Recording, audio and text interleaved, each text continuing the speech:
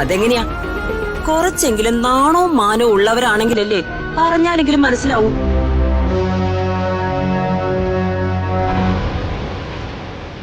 ഇതിലും നല്ലതേ റോഡിലിരുന്ന് പിച്ചെടുക്കുന്നതാ. നോക്കി നിൽക്കാതെ എന്റെ മുന്നിൽ നിന്ന് പോടി.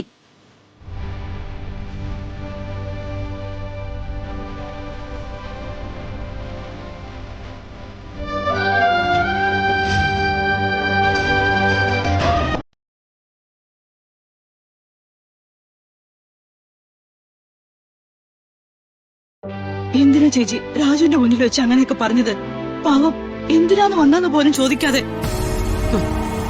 വല്ല കുടുംബത്തിൽ നിന്നും വന്ന യാമിനി എന്റെയും എന്റെ അനിയന്റെ കാര്യത്തിനും ഇടപെടണ്ട എന്ന് വേണമെങ്കിൽ എനിക്ക് പറയാം. പക്ഷേ ഞാനത് പറയില്ല. കാരണം ആരോട് എങ്ങനെ സംസാരിക്കണമെന്ന് എനിക്കറിയാം. മനസ്സിലായോ? ആരോട് എങ്ങനെ സംസാരിക്കണമെന്ന് എന്നെ ആരും പഠിപ്പിക്കണ്ട.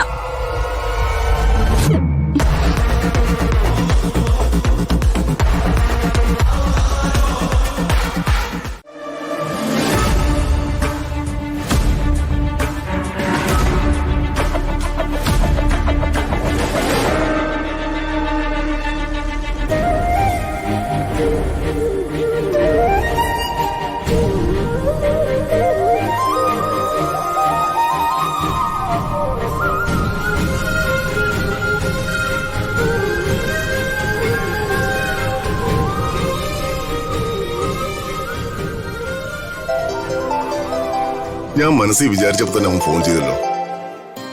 ആരാ പ്രതാപ? പരമേശ്വരനാ. ആ പരമേശ്വര പറയും. ഓ ആണോ? അങ്ങനെയാട്ടെ, എല്ലാം നിങ്ങളുടെ ഇഷ്ടം പോലെ. ശരി. എന്താ പ്രതാപ, എന്തിനാ പരമേശ്വരൻ വിളിച്ചത്? ശ്രീകല ഒരു ജോത്സ്യനെ പോയി കണ്ടെന്നു. ഇന്നൊരു നല്ല മുഹൂർത്തം ഉണ്ടത്രേ. അല്ല, അവരെന്തിനുള്ള മുഹൂർത്തം നോക്കിയത്?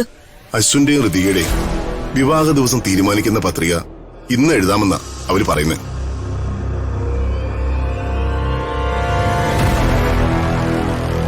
പത്രിക കുറിച്ച് അടുത്ത നല്ല ദിവസം തന്നെ വിവാഹം നടത്താമെന്ന്.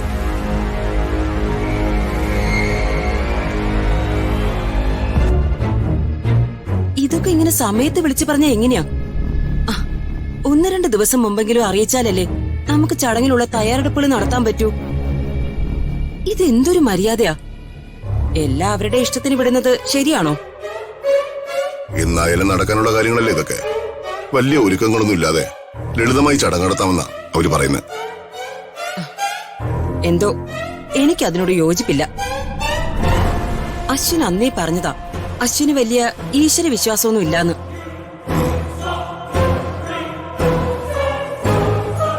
ഏത് ജോത്സ്യനെയാ ശ്രീകല കണ്ടേന്ന് ആർക്കറിയാം? എന്തിനാ അവരിങ്ങനെ ധൃതി പിടിക്കുന്നത്?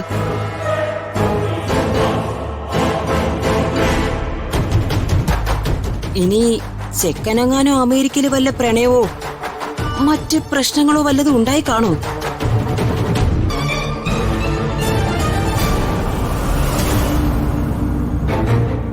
അല്ല, അവരുടെ ധൃതി കണ്ടിട്ട് എനിക്ക് അങ്ങനെയാ തോന്നുന്നേ.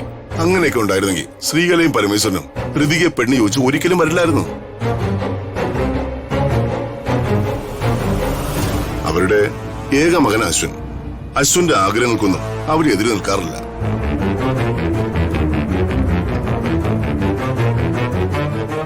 എന്നോടൊരിക്കലും അവര് വിശ്വാസവഞ്ചന കാണിക്കില്ല, അതെനിക്ക് ഉറപ്പാ. ചേച്ചി വെറുതെ ആവശ്യമില്ലാതെ കടന്നു ചിന്തിക്കണ്ട. വർമ്മ സാറേ, അവര് ഈ ധൃതി വെക്കുന്നത് ഋതിക മേഡത്തെ അത്രയ്ക്ക് ഇഷ്ടമായതുകൊണ്ടാണെന്ന് എനിക്ക് തോന്നുന്നത്.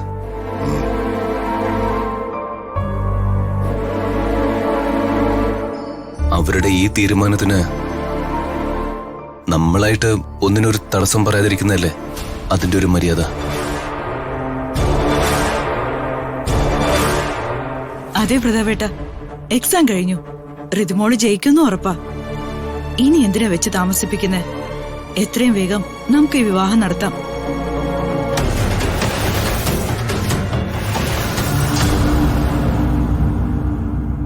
എന്തിനാ നിങ്ങളെല്ലാവരും ഋതുമോളെ വേഗം ഈ വീട്ടിൽ നിന്ന് പറഞ്ഞയക്കാൻ ധൃതി കൂട്ടുന്നേ? പ്രതാപ, എന്റെ കൈ കിടന്ന് വളർന്ന കുട്ടിയാ ഋതുമോള്. അവളുടെ വിവാഹം സമയമെടുത്ത് ആഘോഷപൂർവ്വം എനിക്ക് നടത്തണം. നീ പരമേശ്വരനെ വിളിച്ച് മറ്റൊരു ദിവസം പത്രിക കുറിക്കാമെന്ന് പറയ്. ഇങ്ങനെ എല്ലാവരും വാശി പിടിക്കുന്നത് എനിക്കിഷ്ടാവുന്നില്ല. അല്ല, ധൃതി പിടിച്ച് റിംഗ് എക്സ്ചേഞ്ച് നടത്താൻ തീരുമാനിച്ചിട്ട് എന്തായി? നടന്നോ? അത് മുടങ്ങിയത് ചേച്ചി കാരണല്ലേ?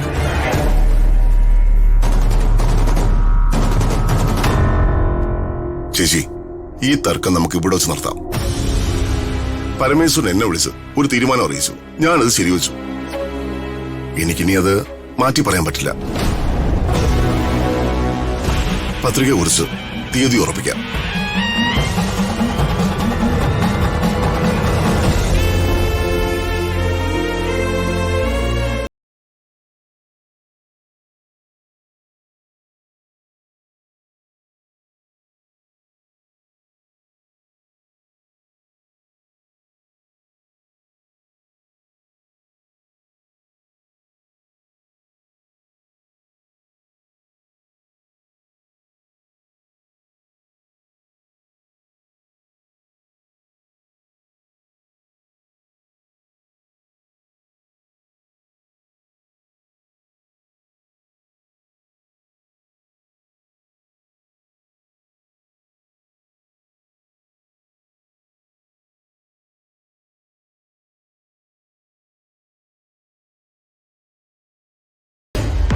ആ ലക്ഷ്യത്തിലെത്താനാണ് എല്ലാ അപമാനവും സഹിച്ച് ഇല്ലാത്ത സ്നേഹം അഭിനയിച്ച് ഞാനിവിടെ താമസിക്കുന്നത്.